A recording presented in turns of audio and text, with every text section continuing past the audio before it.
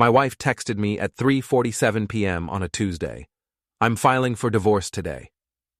I stared at the screen for a full minute, sitting in my cramped data center office, surrounded by humming servers and the smell of recycled air.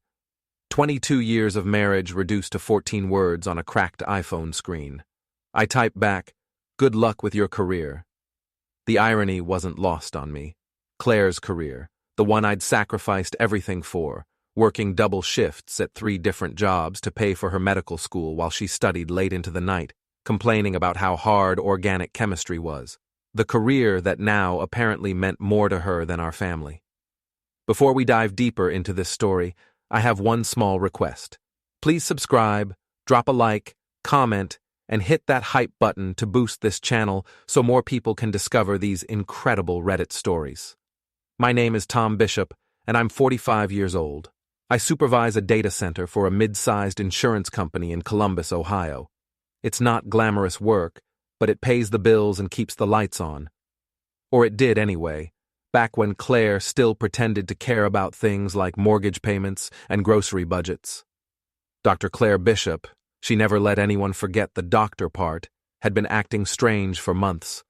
Late nights at the hospital became later nights. Weekend conferences became weekend disappearances. The woman who used to text me grocery lists and reminders to pick up dry cleaning suddenly went radio silent for days at a time. But I'm getting ahead of myself. Let me back up 6 months, to when I first started noticing the cracks in our supposedly perfect marriage. It started with small things. Claire began dressing differently, expensive clothes I knew we couldn't afford on our budget, designer handbags that cost more than my monthly car payment. When I asked about them, she'd wave me off with vague explanations about professional appearance and networking events. Then came the phone calls, hushed conversations that ended abruptly when I walked into the room, text messages she'd quickly hide when I glanced over. The woman who used to leave her phone lying around carelessly suddenly guarded it like state secrets. Our kids noticed too. Eli, our 19-year-old son home from Ohio State for winter break, made sarcastic comments about Mom's mysterious new schedule.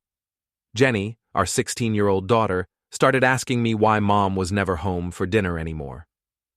"Dad," Jenny said one evening as we ate takeout Chinese food at the kitchen table, "is Mom having a midlife crisis or something? She bought a $200 face cream yesterday. I saw the receipt. I nearly choked on my lo mein. $200? She said it was for professional confidence. What does that even mean?" Good question. I was still trying to figure that out myself. The real wake-up call came 3 weeks before the divorce text. I was doing laundry, a chore that had somehow become entirely mine over the past year, when I found a hotel key card in Claire's gym bag. The Marriott downtown. Expensive place. Not somewhere we'd ever stayed for our anniversaries or birthdays. Tucked behind the key card was a receipt. Romantic package for 2. Champagne service, rose petals. $560 for one night. I sat on our bedroom floor, holding the evidence of my wife's betrayal, and felt something cold settle in my chest. Not heartbreak. I'd been expecting this for months. Something harder, more calculating. That night, I confronted her. "Nice hotel stay?" I asked when she walked through the door at 11 p.m., claiming she'd been catching up on patient files. Claire froze in the hallway, her hand still on the light switch. "What are you talking about?" I held up the keycard and receipt. "The Marriott, romantic package. Want to tell me about your patient files now?" For a moment, her mask slipped. I saw something ugly in her face, not guilt or shame, but annoyance, like I was a mosquito buzzing around her head at a picnic. "Tom, you're being paranoid. That was for a conference. The romantic package thing was just what they had available." "A conference that required rose petals and champagne?" "Look, I don't have time for your insecurity right now. I have surgery at 6 a.m. She brushed past me toward the stairs. Some of us have real responsibilities. Real responsibilities. 22 years of marriage, and that's what she called my concerns about her cheating. real responsibilities. I should have seen it coming. The signs were all there, written in expensive lipstick and designer perfume. Claire had been pulling away for over a year, ever since she'd finished her residency and started working at Columbus General. Suddenly she was Dr. Claire Bishop, trauma surgeon, and I was just Tom, the guy who fixed computers and made sure the servers didn't crash. The worst part wasn't even the cheating. It was the way she looked at me now, like I was an embarrassment she had to tolerate.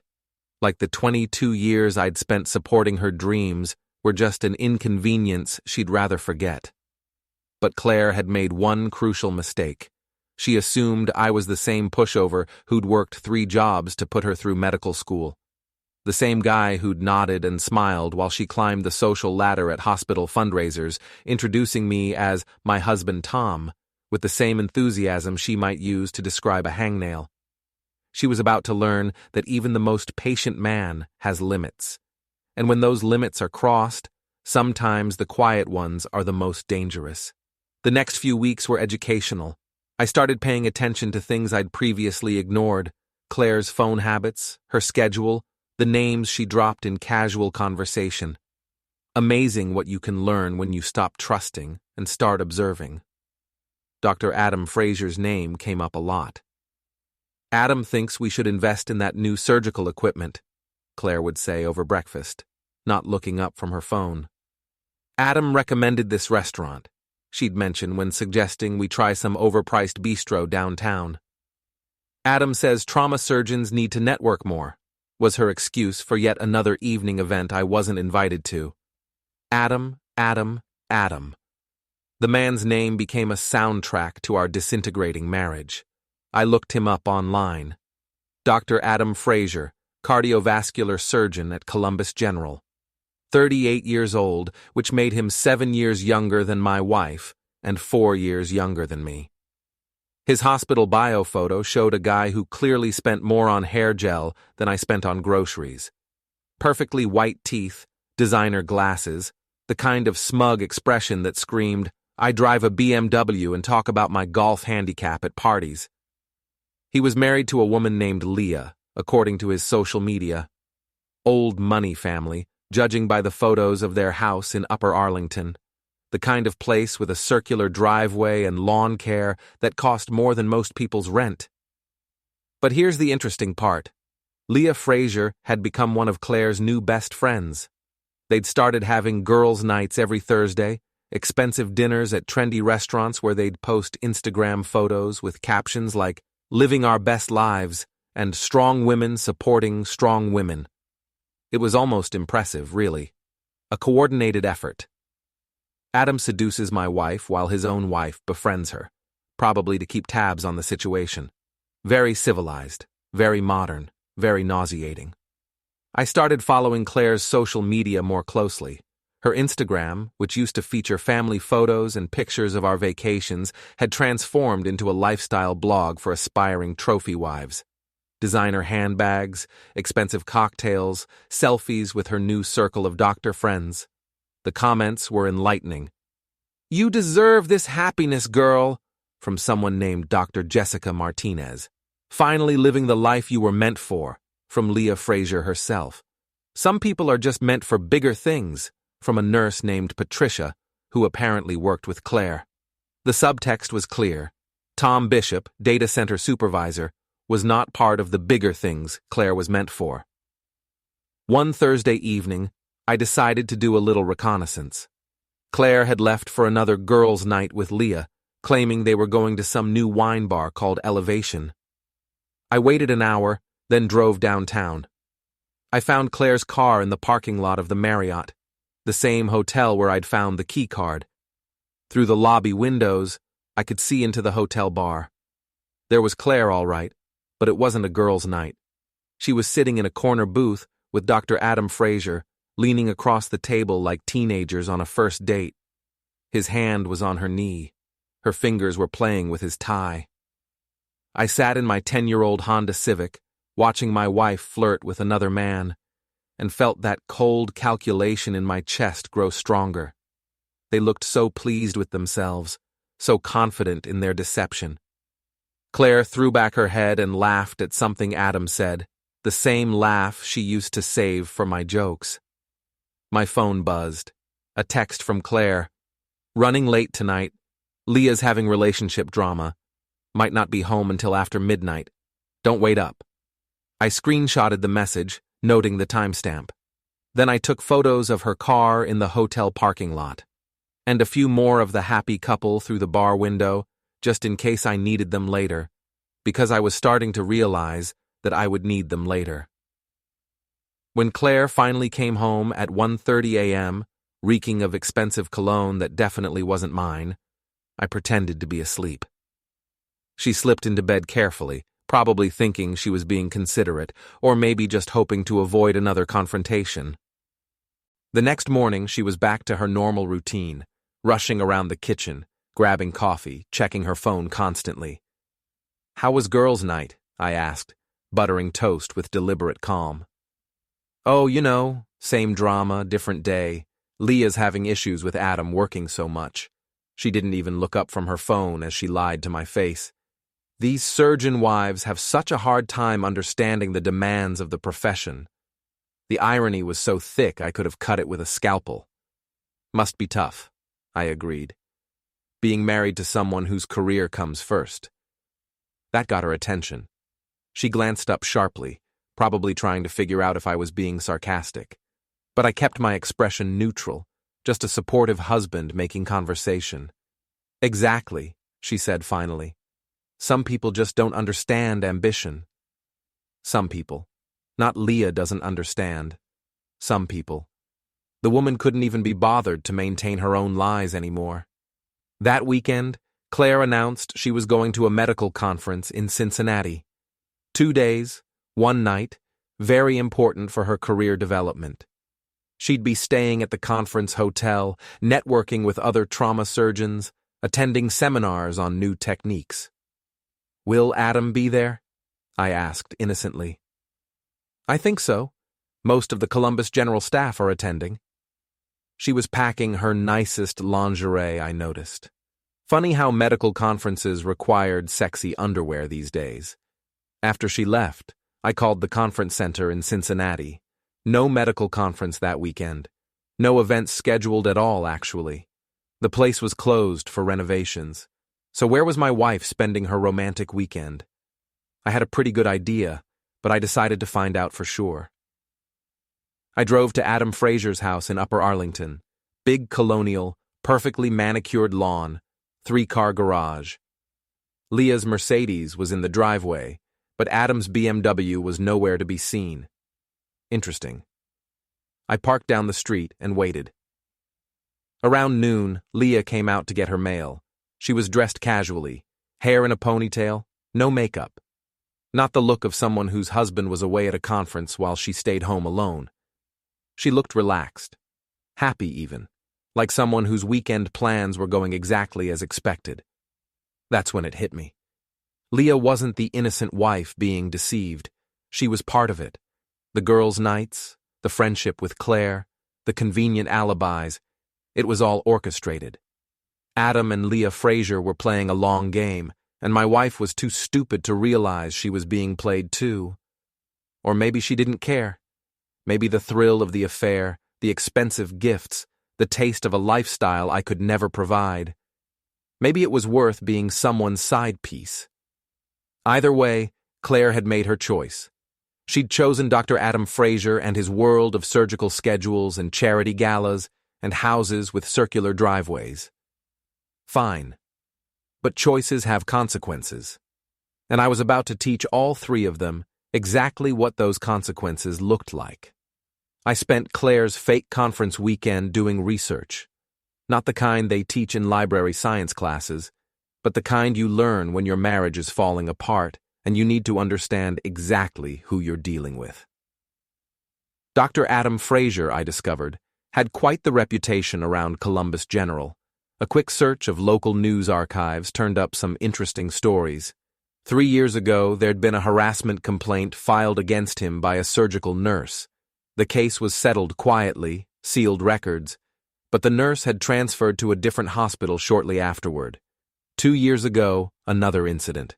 This time, a resident complained about inappropriate conduct during training sessions. Again, settled quietly. The resident finished her program at a different hospital. Dr. Leah Frazier had a pattern. And now my wife was just the latest in a long line of women who thought they were special enough to change him. But the most interesting discovery came from social media. Adam's Instagram was public, and he wasn't particularly careful about what he posted. Lots of photos from medical conferences, charity events, hospital fundraisers, and in the background of several recent photos, I could see Claire. Not just at work events either. There was a photo from a restaurant opening 3 months ago, Adam and Leah at a VIP table, and 2 tables over, Claire having dinner with her book club. Except, her book club friends looked suspiciously like other doctors' wives, and they were all glancing over at Adam's table like they were part of some inside joke. Another photo from a charity golf tournament, Adam on the course with his foursome, and in the background, Claire and Leah watching from the clubhouse deck, drinks in hand, laughing like old friends. These people had been planning this for months, maybe longer. Claire hadn't just fallen into an affair, she'd been recruited into one. Adam had probably spotted her at some hospital function, decided she'd be a fun distraction, and Leah had done the groundwork to make it happen. The question was, what did Leah get out of it? Why would a wife actively help her husband cheat? I found part of the answer in the society pages of Columbus Monthly. The Fraziers were regulars at charity events, always photographed at the best tables, always described as prominent philanthropists and community leaders. Leah served on the boards of 3 different nonprofits. Adam was being considered for department head at the hospital. Image mattered to these people. Reputation was everything. And maybe Leah had decided it was better to manage Adam's affairs than to divorce him and lose access to the lifestyle his career provided. Better to be the understanding wife who looked the other way than the bitter ex-wife who got half of everything in a messy divorce. Very practical, very cold. Very much the kind of calculation that explained how they'd managed to seduce my wife so thoroughly. Claire came home from her fake conference glowing with happiness and reeking of expensive cologne. She'd bought new clothes, had her hair done, was wearing jewelry I'd never seen before. The transformation was remarkable. She looked 10 years younger and twice as confident. "How was Cincinnati?" I asked over dinner Sunday night. "Incredible. So many new techniques, such brilliant colleagues. I feel like I'm finally connecting with people who understand my potential." She was practically vibrating with excitement. "Adam, Dr. Frazier, he thinks I should apply for the trauma fellowship at Cleveland Clinic. It would mean relocating, but the opportunities..." "What about the kids? Jenny's still got 2 years of high school." Claire's expression shifted, just slightly, like she'd forgotten Jenny existed. "Well, she could finish school here, stay with you. It might actually be better for her stability. Stay with you, not stay with us or we'll figure it out as a family. Stay with you, like I was some kind of babysitter she was hiring to handle the inconvenient parts of her old life." "And Eli?" "He's in college. He'll be fine."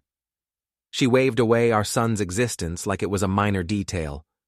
"Tom, this is about my career, my future. Some opportunities only come once. My future, not our future." The pronouns were telling.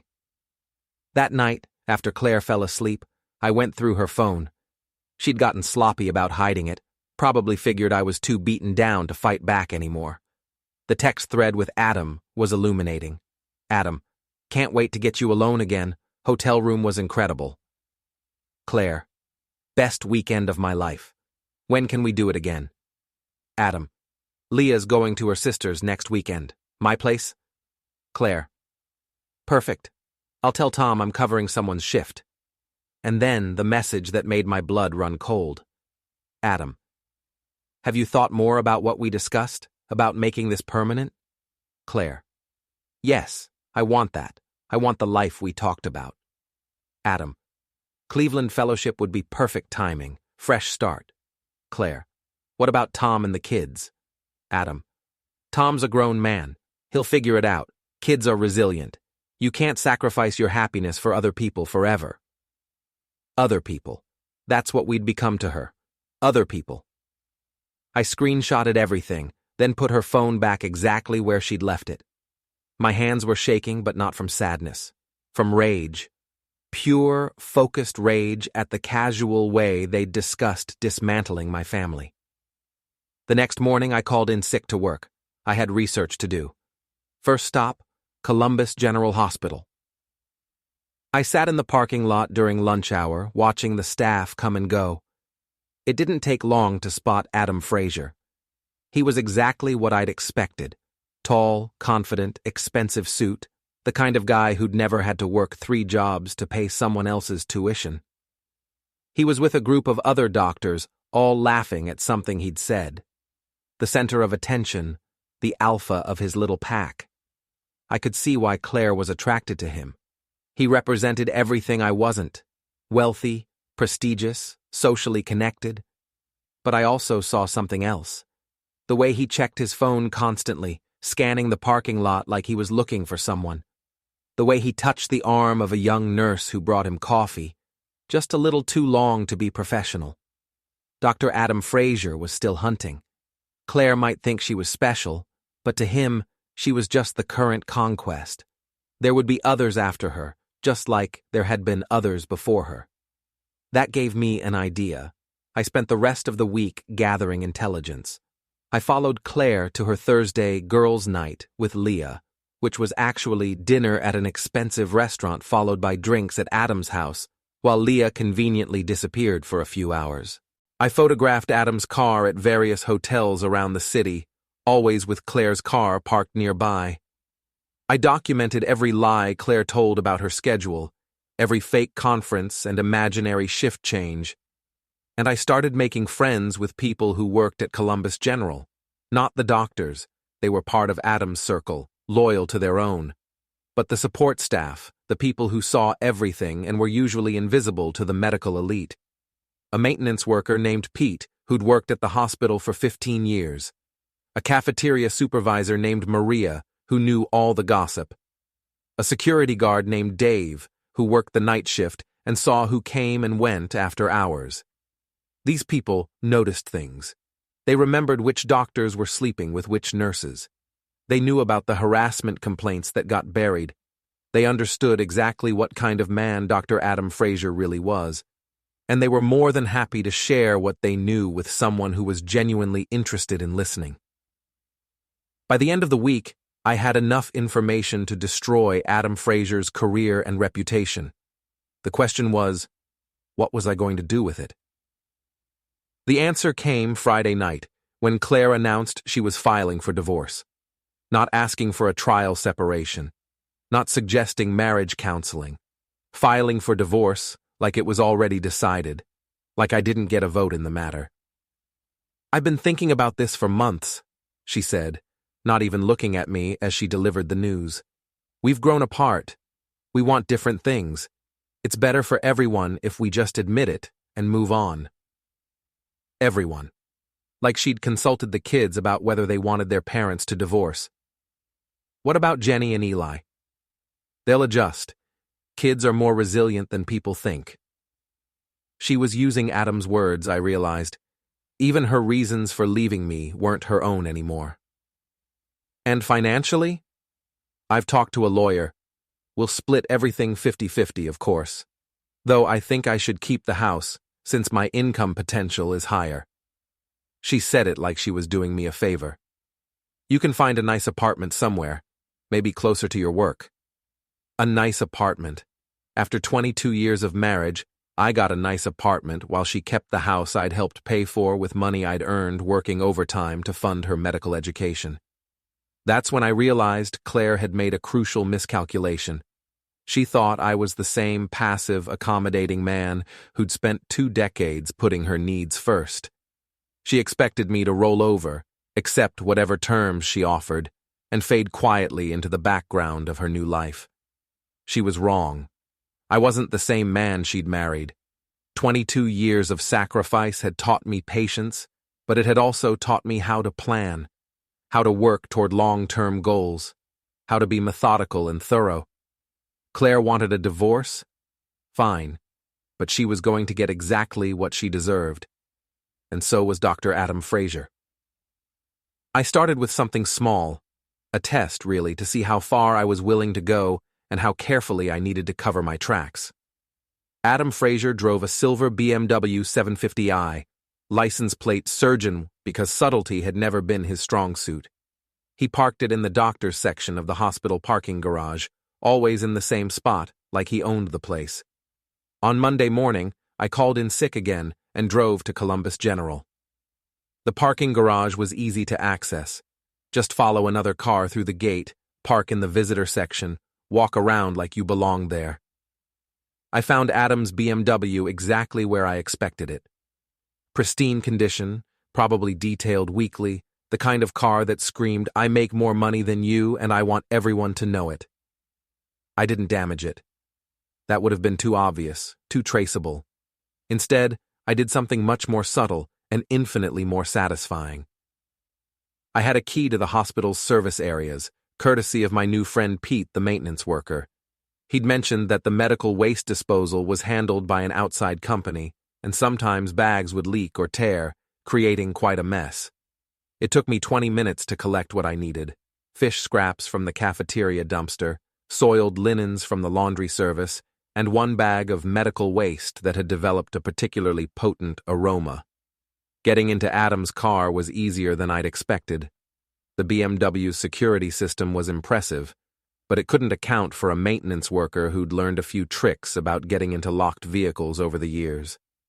Pete had been very educational during our coffee break conversations.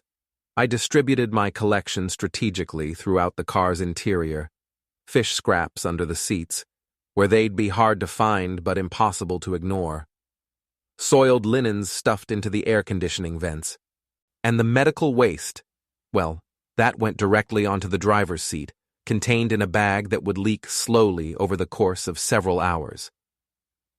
The beauty of biological warfare is that it's nearly impossible to completely eliminate.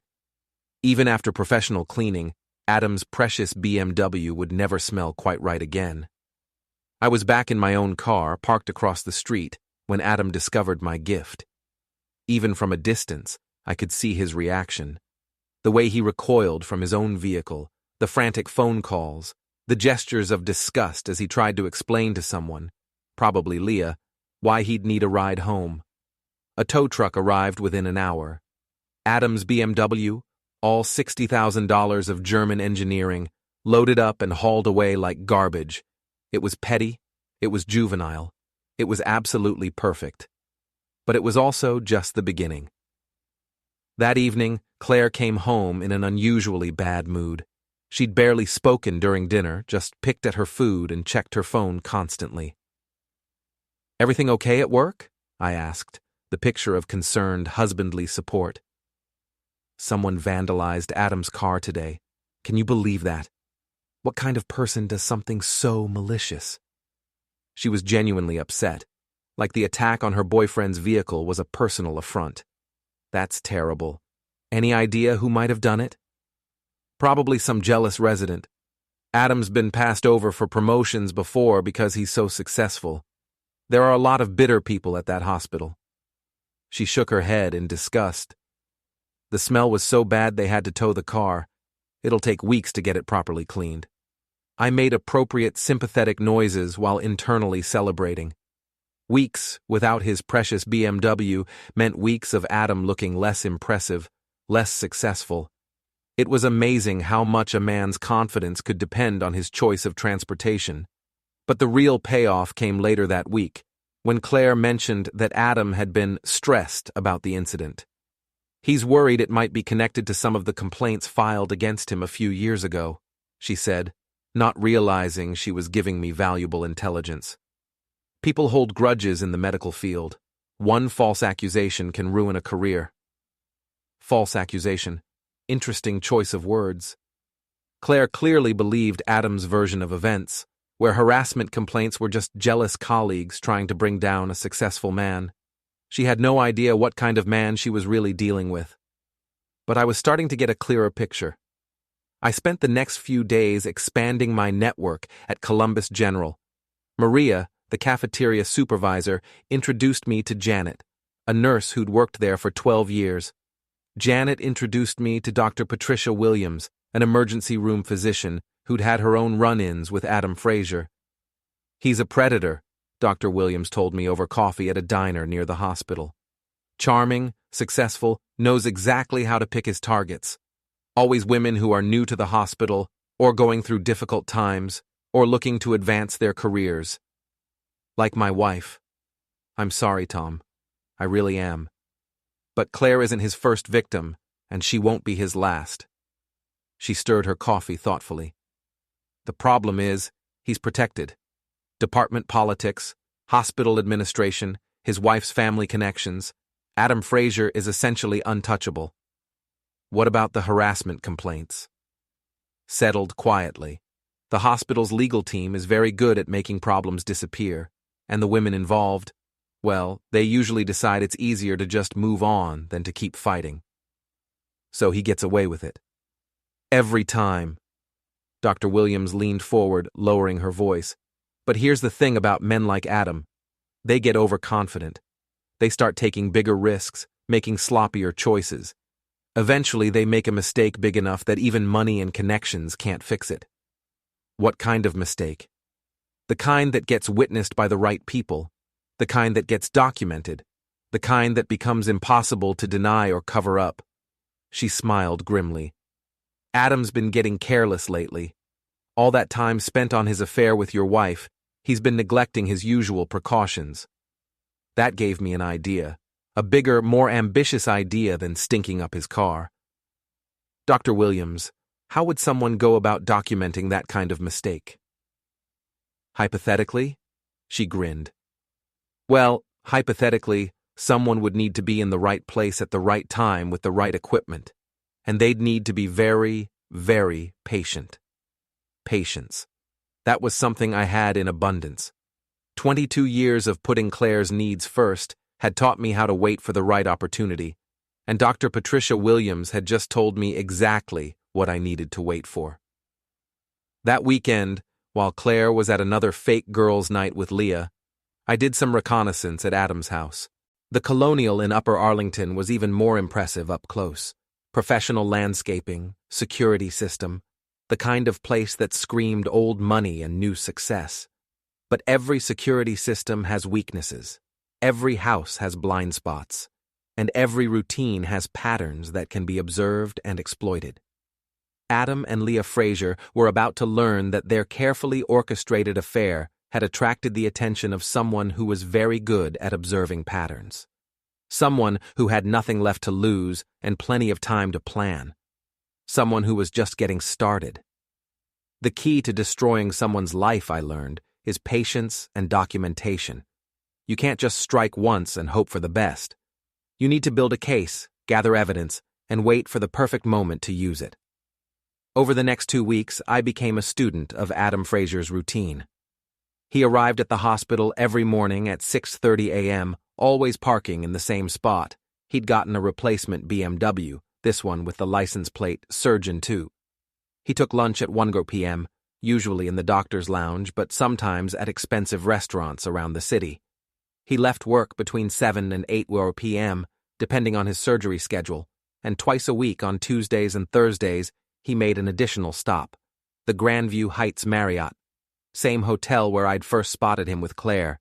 Same hotel where they'd charged $560 for their romantic package. But here's what I found interesting. Adam wasn't always meeting Claire at these hotel visits. Sometimes it was other women. A nurse from the cardiac unit one Tuesday. A pharmaceutical sales rep the following Thursday. A resident from the emergency department the week after that. Dr. Adam Frazier was running a regular rotation of affairs, and my wife was just one name on his roster. I started documenting everything. Photos of his car at the hotel, screenshots of his social media posts, particularly the ones where he'd tag his location at restaurants and events. Credit card receipts I found in the hospital parking lot. Apparently, Adam was careless about disposing of evidence. But the real breakthrough came when I befriended Danny, a bartender at the Marriott Hotel bar. Danny had worked there for 5 years, and had an excellent memory for faces and patterns. "Oh yeah, Dr. Frazier," Danny said when I described Adam. "Regular customer, always orders the same thing, top-shelf whiskey, neat, and whatever wine his date wants. Tips well, but he's kind of an ass about it. Makes sure everyone sees him throwing money around." "Does he always bring the same woman?" "Nah, man. Rotates through them. There's the blonde doctor, that your wife, and a brunette nurse, and this redhead in pharmaceutical sales. Sometimes others." Danny shook his head. "Guy's got more action than a soap opera." "Does his wife know?" "The wife? Oh, she knows. She's been in here with him a few times, actually. Real classy lady. Expensive taste. They'll have dinner together, and then she'll leave. And 20 minutes later, one of his girlfriends shows up." Danny laughed. "It's like they've got it choreographed." That confirmed my suspicions about Leah Frazier. She wasn't just tolerating Adam's affairs, she was actively facilitating them. Probably got some kind of thrill out of managing her husband's infidelity like a social calendar. These people were sicker than I'd originally thought. Armed with this information, I started planning something more ambitious than car vandalism. I needed to hit Adam where it would hurt most: his reputation and his career. The opportunity came sooner than I'd expected. Columbus General was hosting its annual fundraising gala, a black-tie event where the city's medical elite gathered to congratulate themselves and raise money for hospital equipment. Adam was scheduled to give a presentation about the cardiac surgery program's achievements over the past year. Claire had been excited about the gala for weeks. She'd bought a new dress, $1,500, according to the credit card statement, and had her hair done at an expensive salon. This was her debut as Adam's unofficial date, even though they'd have to maintain the pretense that she was just another colleague in attendance. "It's such an important evening for networking," she told me over breakfast the morning of the gala. "Adam thinks I should meet some of the board members, make connections for my career." Adam thinks. Everything was about what Adam thought now. The man had completely colonized my wife's brain. "Will Leah be there?" I asked innocently. "Of course. She's on the planning committee." Claire's tone was casual, but I caught the slight tightness around her eyes. Even she found the situation a little awkward, having dinner with her lover and his wife at the same event. "Sounds like fun. Too bad I can't attend." "Well, it's really more of a professional thing. You'd probably be bored." Claire's relief was obvious.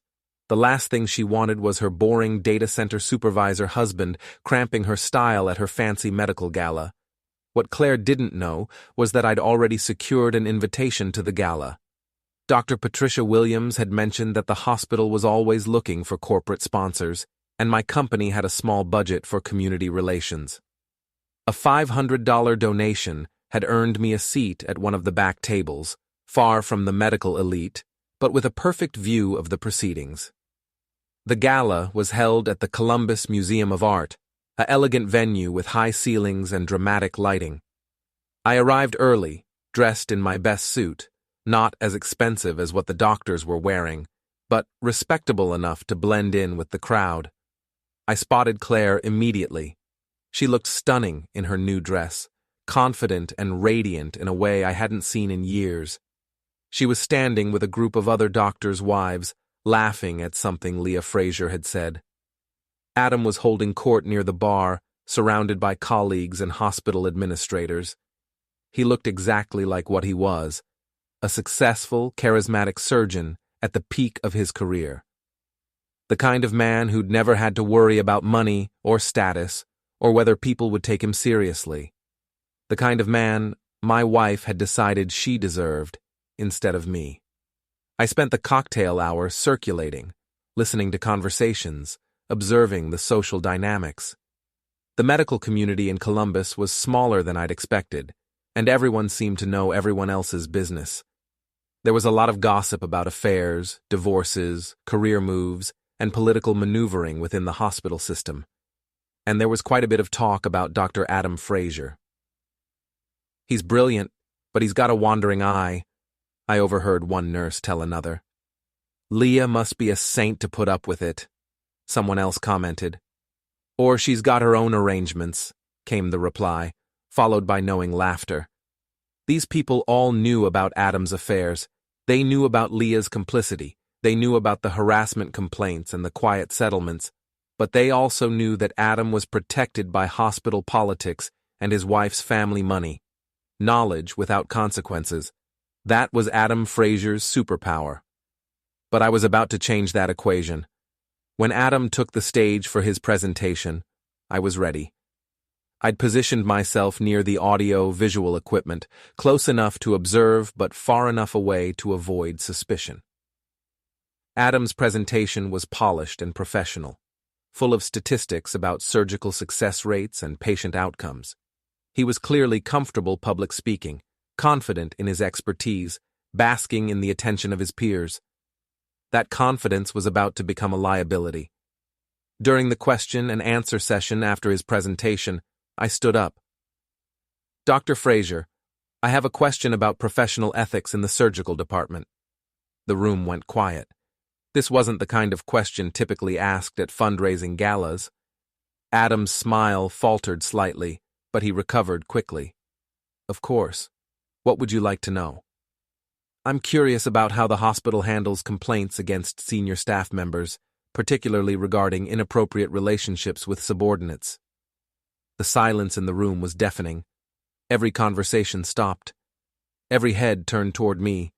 Adam's face had gone pale, but he maintained his composure. I'm not sure this is the appropriate venue for that kind of discussion. Really?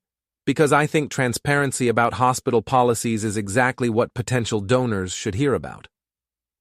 I pulled out my phone, which I'd been using to record the entire exchange. Especially when those policies seem to protect certain individuals while silencing their victims. That's when security started moving toward me, but I'd already accomplished what I'd come to do. I'd asked the questions that everyone in that room was thinking, but nobody had the courage to voice, and I'd done it in front of 300 people, including local media covering the fundraising event. As security escorted me out, I caught a glimpse of Claire's face. She looked mortified, furious, and terrified all at once. Good. It was about time she understood that actions have consequences. And this was just the beginning. The fallout from the gala was immediate and spectacular. By the next morning, my confrontation with Adam Frazier was all over social media. Someone had recorded my questions on their phone, and the video was spreading through Columbus's medical community like a virus. Claire came home at 2 a.m., slamming doors and cursing under her breath. I pretended to be asleep, but I could hear her pacing in the kitchen, making angry phone calls to someone, probably Adam or Leah, doing damage control. She didn't speak to me for 3 days. When she finally broke her silence, it was to deliver an ultimatum. "You've lost your mind," she said, standing in our bedroom doorway like an avenging angel in scrubs. "Do you have any idea what you've done? Adam could sue you for defamation. The hospital could ban you from the premises. You've embarrassed me in front of everyone I work with." Have I? I was sitting on the bed, putting on my shoes, getting ready for work. Because it seems to me I just asked some reasonable questions about hospital policies. You ambushed him at a charity event. You made wild accusations with no proof. What accusations? I asked about policies. I never mentioned Adam specifically. I stood up, straightening my tie. Though it's interesting that you assumed I was talking about him. Claire's face flushed red. You know exactly what you were doing. You're trying to destroy his reputation because you're jealous and bitter. Jealous of what exactly? Of his success, his career. The fact that he's accomplished something with his life instead of just fixing computers and feeling sorry for himself? There it was. The truth she'd been hiding behind polite excuses and fake concern for our marriage. She was ashamed of me. Ashamed of my job, my income, my lack of social status. Ashamed that she'd wasted 22 years married to someone she considered beneath her. You're right, I said calmly. I am jealous. I'm jealous that Adam gets to sleep with my wife while I pay for her car insurance. I'm jealous that he gets to take her to expensive hotels while I work overtime to cover the mortgage. I'm jealous that he gets all the benefits of your affection while I get lectures about my shortcomings." Claire went very still. "What are you talking about?" "I know about the affairs, Claire. All of them. The hotels, the lies, the fake conferences. I know about Leah's involvement and Adam's other girlfriends. I know about the harassment complaints and the settlements." I walked past her toward the bedroom door. "The only thing I don't know is why you thought I was stupid enough not to figure it out." "Tom, wait." "No, we're done talking. You want a divorce? Fine, but you're not going to get everything you want while leaving me with nothing. And neither is your boyfriend."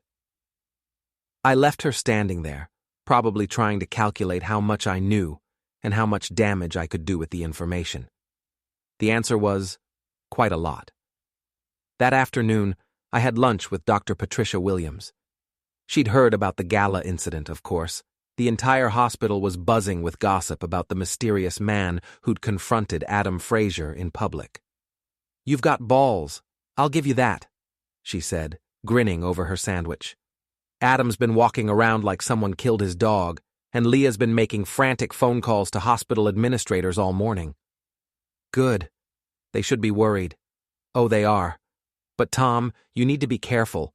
These people have resources, money, lawyers, connections. They can make your life very difficult if you push too hard."